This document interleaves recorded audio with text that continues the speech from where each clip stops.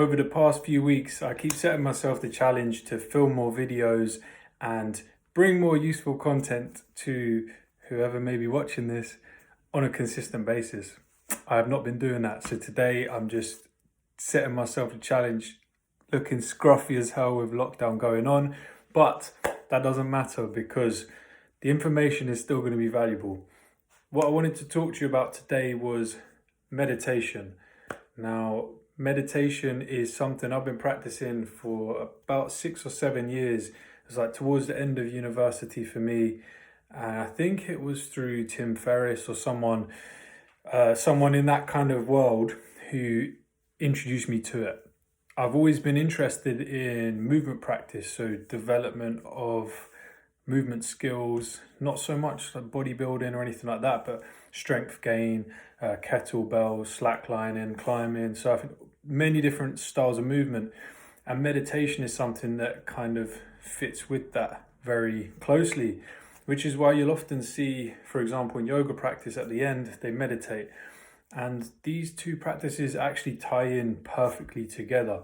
The reason being, with meditation, well, there's many goals, maybe everyone's got something different, but one of the key benefits you can attain through meditating is having an ability to step back from the constant internal chatter, which can, well, for many of us, just go all day long.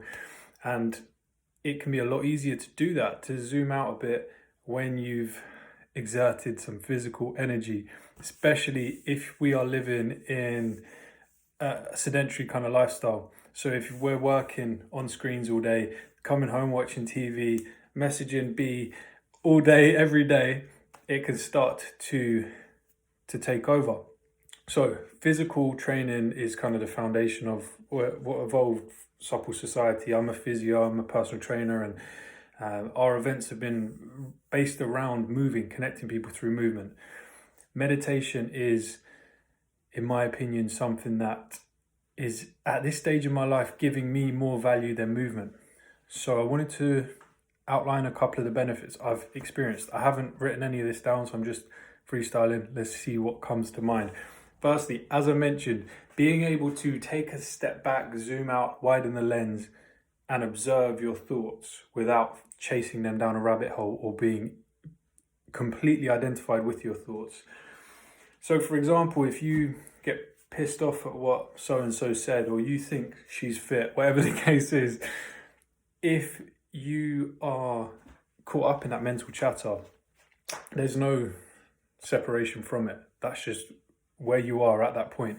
Whereas if you start to meditate and step back, you can recognize that you are not the thoughts, you are the person observing the thoughts, okay? And what that does is it allows you to let them pass by instead of feeling completely absorbed by the mental chatter. Another thing it has done for me has given me a lot more emotional control. So there has been times in my life, as with everyone I'm sure, where I've been emotional and reacted in emotional ways, whether that's anger or aggression or stress or panic, whatever the case may be. Many situations in life where afterwards I'm like, why did I have to act in that way? Like, I should have just taken a deep breath, counted to 10. You know what they tell you in primary school? Apparently there's some truth to it.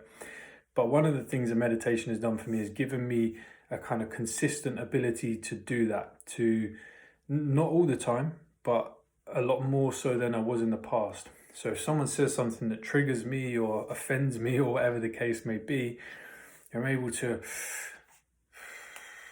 hold yourself before you react. Give yourself that 3 or 4 seconds, whatever it may be that you need to let it pass. Because oftentimes when you react in that state there and then, it's not your true nature reacting, is it?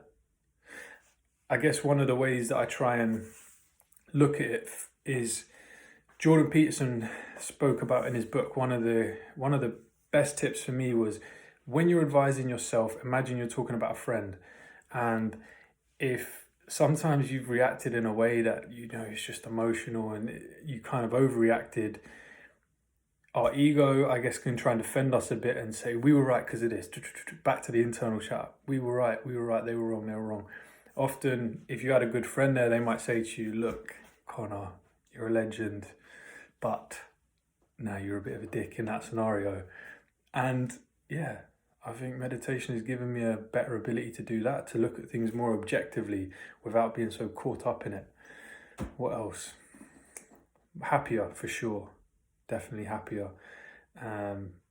Even just being aware when I'm tired or frustrated or anything negative that may be going on, it's just observing it instead of feeling like that is taking over my being. Yeah. So having that kind of awareness shortens the length of time for which these kind of negative things take over. I feel like that was a little random rant on meditation, giving you a few ideas for the benefits I've experienced. So many more, sensory awareness is heightened, much better able to communicate. I'm still working on that one. But yeah, countless benefits to meditation. The app that I found to be most useful has been Sam Harris's Waking Up. Prior to that, his SoundCloud recordings, which are free, I'm sure you can still access those, were breakthrough moments for me. I've also tried Mind, Calm, Headspace.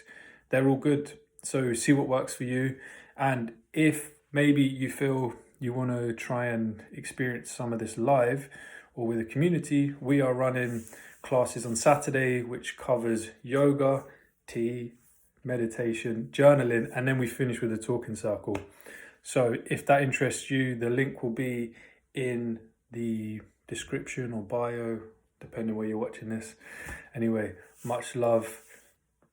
Namaste. Peace.